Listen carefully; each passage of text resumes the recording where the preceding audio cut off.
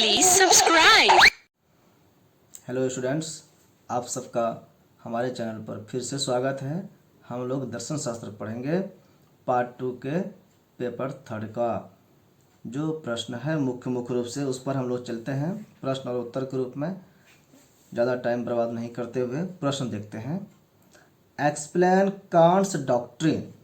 कांट्स का डॉक्ट्रिन जो है duty for duty sake, Kant के ड्यूटी फॉर ड्यूटी सेक, ये जो डॉक्ट्रिन है, ये जो सिद्धांत है, ये क्या है, इसको एक्सप्लेन करने के लिए कहा जा रहा है। अर्थात हिंदी में है कि कांट के कर्तव्य के लिए ये सिद्धांत है, इसकी व्याख्या करें। तो ये क्या है, कर्तव्य के लिए हो, ये सिद्धांत क्या कहता है, इसको हम लोग समझने का प्रयास करेंगे। तो चलते हैं। कांट के नैतिक सिद्धांत, कांट ने जो सिद्धांत दिया है, नीति के सिद्धांत, नैतिक सिद्धांत, वो व्यवहारिक बुद्धि पर आधारित है। व्यवहार में जो बुद्धि का इस्तेमाल करके जो हम लोग नियम बनाते हैं, उस पर आधारित ये नैतिक नियम है कांट का। व्यवहारिक बुद्धि जो है, जिसे हम नैतिकता का नाम देते हैं, कांट के अनुसार बुद्धि जो व्यक्तित्व का आवश्यक अंग है। कोई व्यक्तित्व है जिस पर हम चर्चा करते हैं, उसका आवश्यक अंग के रूप में उसमें बुद्धि होता है।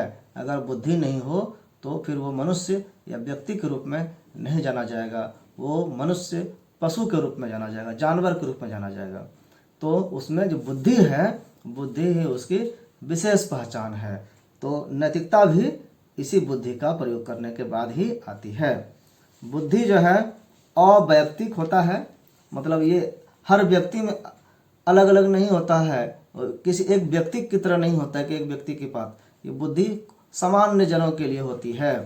तो बुद्धि जो है वो अवैयक्तिक एवं सामान्य होती है, यानी यूनिवर्सल ट्रूथ की तरह।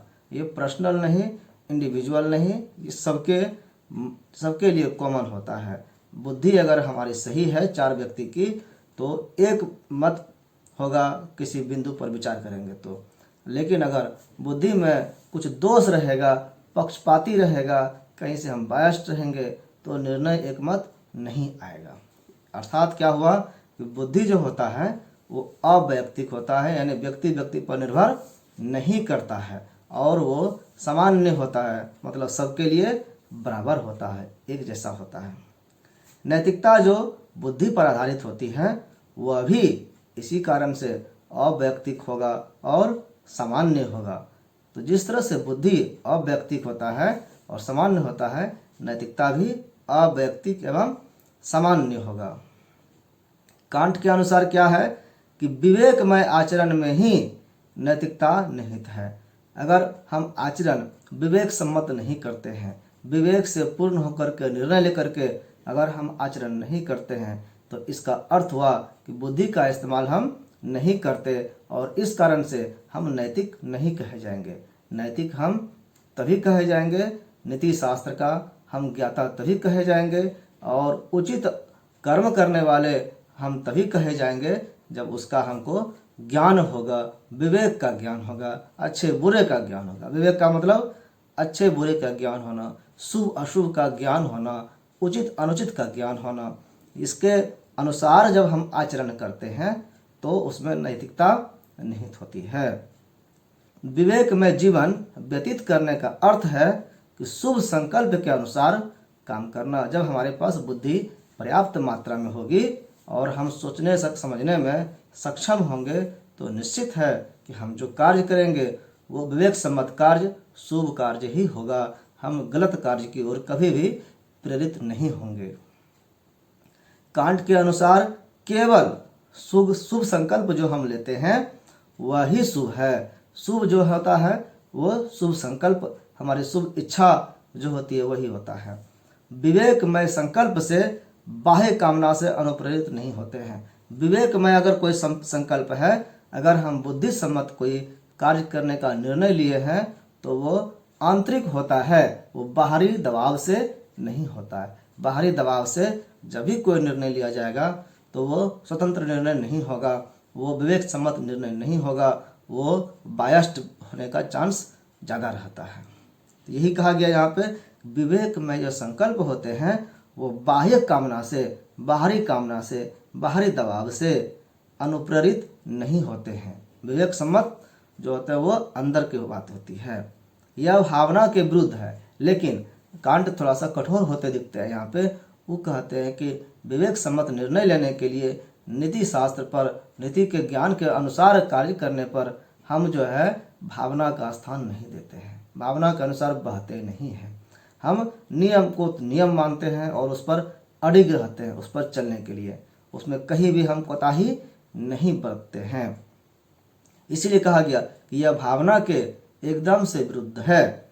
यह नैतिक नियम के प्रति विशुद्ध है, मतलब नैतिक नियम को शुद्ध रूप से मानते हैं। इसमें जरा सा भी कहीं उलटफेर, कमी बेसी करने का कोई चांस ये नहीं रखते हैं। कांट के अनुसार कर्तव्य के लिए एक नैतिक नियम है, जिसकी चर्चा इस प्रश्न में की गई है। वो कर्तव्य के लिए ये भी एक नीतिगत नियम है, नैतिक नियम है। यह अंतरात्मा से प्राप्त होता है और ये हमारी अंतरात्मा, अंदर की जो आत्मा है, अंदर से स्वेच्छा से ये उत्पन्न होता है। और इसी कारण से यह नियम जो होता है अपरिवर्तनशील होता है, ये बदलता नहीं है, समय समय के साथ परिस्थिति के अनुसार बदलता नहीं है। हमारी अंतरात्मा से जो आवाज़ आती है वो एक जैसा आती है। इसीलिए कहा गया कि यह नैतिक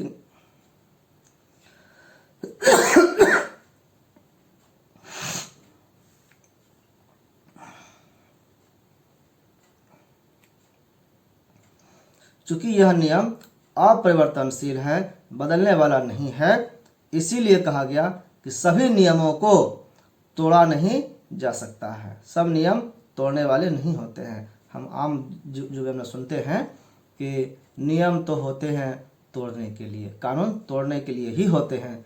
ये गलत प्रचलित धारणा है, यह सही धारणा नहीं है। नियम जो होते हैं, सभी नियम ऐसे नहीं होते जो तोड़ने के लिए होते हैं। कुछ नियम ऐसा है जो स्वाभाविक रूप से सबको स्वीकार्य होता है, सब उसको मानते हैं। लोग अन्य नियम का पालन जो करते हैं, जो कानून का पालन करते हैं, नियमों का पालन करते हैं, उसके मुख्य रूप से दो कारण होते हैं। या तो वो दंड के भय से करते हैं, अगर हम नियम का पालन नहीं करेंगे तो हमको जो अथॉरिटी है, जो हमारे ऊपर हायर लोग हैं, वो हमको दंड देंगे, हमको पुलिस प्रशासन दंड देंगे, समाज हमको दंड देगा। तो दंड के भय से अथवा पुरस्कार के लोभ से करते हैं कि हम इस नियम पर चलेंगे तो हमको निश्चित रूप से कुछ न कुछ पुरस्कार मिलेगा, सम्मानित किया जाएगा सबके बीच में। तो ये दो कारण होते हैं नियम को पालन करने के लिए। अर्थात जो है वो तोड़े जा सकते हैं। अगर डर से कोई नियम का पालन कर रहे हैं तो डर अगर मिटा दिया जाए कि आपको कोई डर नहीं है तो हम उस नियम का पालन नहीं करेंगे। फिर अगर हमको पुरस्कार का लोभ है और हम नियम का पालन कर रहे हैं, अब पता चले कि किसी को कोई पुरस्कार नहीं मिल रहा है, तो फिर वो नियम का पालन लोग नहीं करने लगते हैं। तो अर्थात क्या हुआ कि वैसे जो नियम है, साधारण नियम, वो तोड़ने के लायक होते हैं। लेकिन कुछ ऐसे नियम हैं जो तोड़ा नहीं जा सकता है। कर्तव्य के लिए का क्या वास्तविक अर्थ है, इसको समझते हैं, इस पर विचार करते हैं। कर्तव्य का पालन हम लोग तीन तरह से करते हैं। जैसे कि पहला था, कुछ लोग कर्तव्य का पालन जो है अपने प्रवृत्तियों या वासनाओं के अधीन होकर करते हैं। हमारे कुछ अपने प्रवृत्ति है, हमारी कुछ आदत है, हमारा कुछ अपना नेचर है, या हम अपने वासना की पूर्ति, अपने इंद्रियों की संतुष्टि या अपने इच्छाओं को पूरा करने के लिए हम कुछ नियम का पालन करते हैं। तो ये हो गया प्रवृत्ति या वासनाओं के अधीन होकर हम नियम का पालन करते हैं। जैसे कि सिंपल बात है कि माँ जो है अपने बच्चों को दूध पिलाती है, उसका सेवा भाव से उसका लालन पालन करती है, वात्सल्य भाव है, ये प्रेम का वात्सल्य रूप है। तो ये जो है माँ की स्वाभाविक प्रवृत्ति होती है, उसमें उसका कुछ विशेष लगाव नहीं होता है ये कि हमको ये दंड होगा या हमको वो मिलेगा, पुरस्कार मिलेगा। वो उसका स्वाभाविक नेचर होता है कि हम माँ हैं, हमको बच्चे का लालन पालन करना है। तो एक तो इस तरह से लालन पालन करने का काम करके वो नीतिगत नियम का पालन करती है, और दूसरा है कि कुछ लोग स्वार्थवश अपने कर्तव्य का पालन करते हैं, स्वार्थ से प्रेरित होकर के कि हमको अगर ये पालन करने से ये चीज़ मिल जाए तो हम ये नियम पालन करेंगे। जैसे कि व्यापारी जो है अपने स्वार्थवश किसी राजनीतिक पार्टी को चंदा देते हैं, दान देते हैं, तो वहाँ पर स्वार्थ रहता है कि हम इस राजनीतिक पार्टी को इतना दान दिए हैं तो जब भी मुसीबत आएगा तो ये हमको परेशान नहीं होगा करेगा, बचाएगा हमको, और हमको हमेशा व्यापारियों के हित के लिए, हमारे हित के लिए नियम कानून बनाएंगे। तो इस तरह से यहाँ पर दान देना अच्छे कर्म करने का एक ढंग है, वहाँ पर उसका स्वार्थ स्पष्ट रहता है। तो दो कारण हो गए कर्म के पालन करने का, और तीसरा है इसी स्वार्थ में जो है दंड और पुरस्कार दोनों बातें, चूँकि पुरस्कार मिलेगा हम दान करेंगे तो, और तीसरा भाव एक और भी है कि वे मनुष्य हैं। वास्तविक मनुष्य कौन है? तो वो मनुष्य हैं जो ना तो वासनावश और ना स्वार्थवश, ये दोनों कुछ नहीं, पहला वासना भी नहीं हो और दूसरा स्वार्थ भी नहीं हो, इन दोनों से प्रेरित नहीं हो, बल्कि कर्तव्य भाव से कि हमको ये काम करना है, हमको कुछ नहीं चाहिए, बस हम अपने कर्म पर अडिग हैं, हमको ये काम दिया गया है, हमारे लिए ये काम सैंक्शनड है, हमको ये काम करना है, इसके लिए हम उत्तरदायी हैं, हम इसका पालन करेंगे। बस अपने कर्तव्य का पालन करने के लिए वो कर्तव्य करते हैं, यही काम है, कर्तव्य के लिए है, हमारे लिए ये कर्तव्य है, हमको ये करना है, इससे हमको कुछ मिलता है नहीं मिलता है हम इस पर विचार नहीं करेंगे। यही बात कहा गया कि बल्कि कर्तव्य भाव से अपने कर्तव्य का पालन करते हैं। कोई व्यक्ति अपना कर्तव्य समझकर दान देता है, कुछ आशा नहीं रखता है कि दान दिए तो हमको ये मिलेगा। निस्वार्थ भाव से अपने कर्तव्य को करना, अपने कर्मों को करना, ये निष्काम कर्म की ओर इशारा करता है, जो गीता का मुख्य उद्देश्य है, मुख्य उपदेश है। कांड के अनुसार केवल तीसरे प्रकार के जो कर्तव्य पालन हो रहा है का ही नैतिक मूल्य है। जो तीसरा टाइप बताया गया कि बिना स्वार्थ के, बिना किसी वासना के वशीभूत हुए जब हम कर्तव्य करते हैं तो उसी को नैतिक रूप से मूल्यवान मानते हैं, नैतिक मूल्य से प्रेरित मानते हैं, वही नैतिक कर्म है। अन्य दो प्रकार के जो कर्तव्य हैं वो नैतिक दृष्टि से महत्वपूर्ण नहीं है। भले वो समाज में स्वार्थ बस प्रेरित होकर के कर्म करे और बड़े बड़े सम्मान के अधिकारी बन जाए, सम्मानित होते रहें, लेकिन सच में अगर नैतिक रूप से विचार किया जाए तो वो उसके लायक नहीं होते हैं, वो नीति के मूल्य के अनुमानित करने लायक भी नहीं होते हैं कि ये, या प्रमाणित करने लायक नहीं होते हैं। वासनावश या स्वार्थवश जो काम किया जाता है, इन फर्स्ट दोनों प्रकार के जो कर्म है वह नैतिक नहीं है। हम या तो वासनावश कर्म कर रहे हैं, हम कर्तव्य को देख रहे हैं कि हमको ये करना ही है, या फिर प्रेम भाव कुछ भी वो वासना है लेकिन स्वार्थवश भी काम करते हैं, तो दोनों कर्म जो है वो नैतिक नहीं कहे जाएंगे। भावना मनुष्य को कर्तव्य पथ से नीचे ले जाती है। पहले में वासना के साथ साथ भावना भी जुड़ा हुआ है, तो यहाँ कांट कठोर होकर के कहते हैं कि भावना के वशीभूत होकर हम अगर कार्य करते हैं, यानी पहले टाइप के भी काम करते हैं, तो वो हमको नीचे ले जाएगा, वो कर्तव्य पथ से प्रेरित हमको हटा देगा, हटाने का कोशिश करेगा वहाँ से। दया, परोपकार, सहानुभूति, ये जो विचार है ये कभी कभी कर्तव्य पथ से प्रेरित होने में, आगे बढ़ने में हमको मदद नहीं करता है, हटने में करता है। जैसे कि हम इसका उदाहरण देख समझ सकते हैं कि हम पुलिस प्रशासन हैं, हमने किसी को चोर को पकड़ा गलती करते हुए, सजा दिलाना हमारा काम है उसको कि हमको कोर्ट में पेश करें, लेकिन वो हमारा अपना निकल गया, वो किसी अपने का अपना आदमी निकल गया, तो वहाँ पर पैरवी आती है, वहाँ पर हमको आता है एक सूचना कि भाई हमारा आदमी है, इसको छोड़ दो वहाँ, या फिर पता चलता है कि उसकी अपनी मजबूरी है, तो किसी न किसी माध्यम से हम भावनावश प्रेरित होकर के उसको छोड़ देते हैं। अर्थात क्या हुआ कि हमने जो अपना कर्तव्य निर्धारित किया था, हमारे लिए जो कर्तव्य था, हम उससे भटक गए। तो यही कहना है इसका कांट का, कि कांट साहब ये कहते हैं कि दया करना, परोपकार करना, सहानुभूति दिखाना, ये सब जो इत्यादि है भावना, ये सब नैतिकता के मार्ग में बाधक है। ये बाधा पहुंचाते हैं, नैतिकता के मार्ग में चलने में अवरोध उत्पन्न करते हैं, कर्तव्य से हमको कर्तव्यच्युत करते हैं। इसलिए इसको यहाँ पर पालन करने के लिए, नैतिकता के मार्ग में इसको अपनाने के लिए कभी नहीं कहते। अतः कांट का जो नैतिक नियम है वो निष्काम भाव से काम करने के लिए कहता है, आदेश देता है। यहाँ पर भावना का कोई स्थान नहीं रखने के लिए कहता है। ये तो कांट का विचार हुआ, इसकी आलोचना भी हुई है। 2-3 आलोचनाएं हैं, हम लोग थोड़ा थोड़ा देख लेते हैं इसको संक्षेप में। इनकी आलोचना की गई है पहले कि कांट का नैतिक जो नियम है वो अत्यंत ही कठोर है। नैतिक नियम का पालन व्यवहारिक जीवन में असंभव है। हम एकदम से स्ट्रिक्ट होकर के नियम का पालन नहीं कर सकते हैं। व्यवहार के लिए ये जायज़ नहीं है, ये संभव नहीं है कि हम सबको इग्नोर करते चलें और एक नियम पर हम चलते रहें। पूरी तरह से हर जगह एक ही नियम लागू करना संभव नहीं है। कहीं न कहीं थोड़ा सा भावना बस झुकना पड़ता है।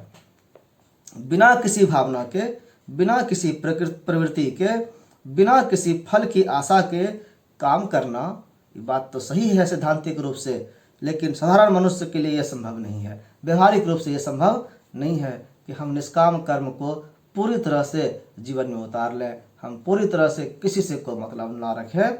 यह संभव नहीं है, आसान नहीं है साधारण आदमी के लिए।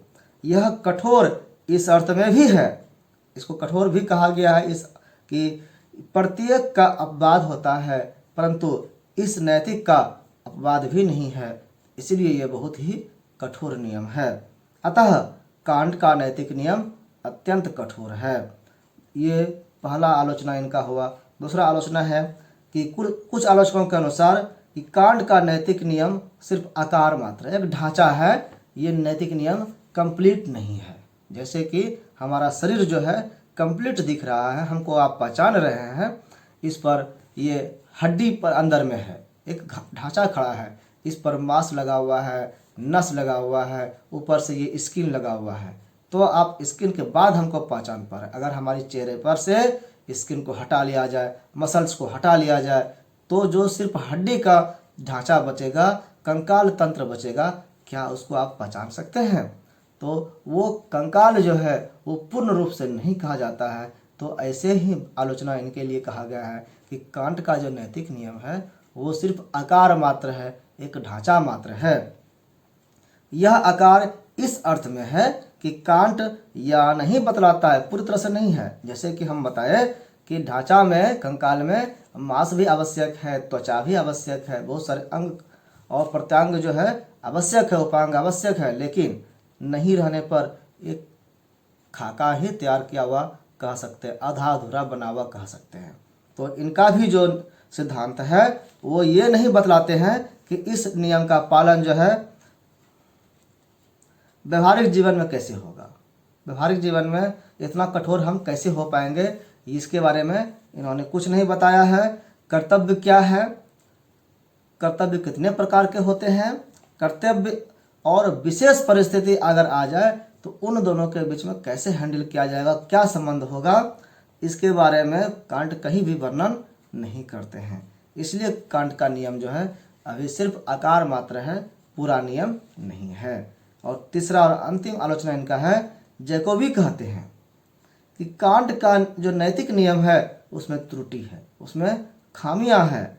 कि जहां नियम मनुष्य के लिए होना चाहिए, नियम किसके लिए बनाए जाते हैं? मनुष्य के लिए, मनुष्य मात्र के लिए नियम होते हैं, मनुष्य के कल्याण के लिए नियम होते हैं। लेकिन यहाँ पर जो है मनुष्य ही नैतिक नियम के लिए हो गया कि नैतिक नियम को पालन करना मनुष्य का कर्तव्य हो गया। मतलब नैतिक नियम ही ऊपर है, स्टैंडर्ड है, और उसको पालन करने के लिए मनुष्य बाध्य हो जाता है। मतलब नियम के अंदर में मनुष्य होता है, नियम का गुलाम मनुष्य होता है। मनुष्य साधन हो गया और नियम ही साध्य हो गया, चूंकि वो ऊपर है।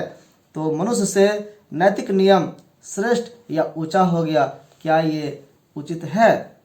मनुष्य के लिए नियम है कि नियम के लिए मनुष्य है, ये जैकोबी साहब कहते हैं। तो कांट के जो कर्तव्य के लिए है, ये अलग बात है कि वो भी कर्तव्य पथ पर चलने की प्रेरणा देता है, लेकिन इसके बाद इसके कुछ आलोचना हुई है। तो हम लोग सिर्फ इस पर चर्चा करेंगे और इसके जो पूरा थ्योरी है उसको समझने का प्रयास करते हैं कि ये सिद्धांत में उन्होंने क्या कहा है और इसके क्या जवाब हैं। अब ये सब हम पर छूट जाता है कि हम अपने व्यवहारिक जीवन को कैसे जीते हैं। तो आप सबका इससे परिचय कराने के लिए आपने सुना, आप सबका बहुत बहुत धन्यवाद। आपने हमको मौका दिया, आप सबको बहुत बहुत धन्यवाद।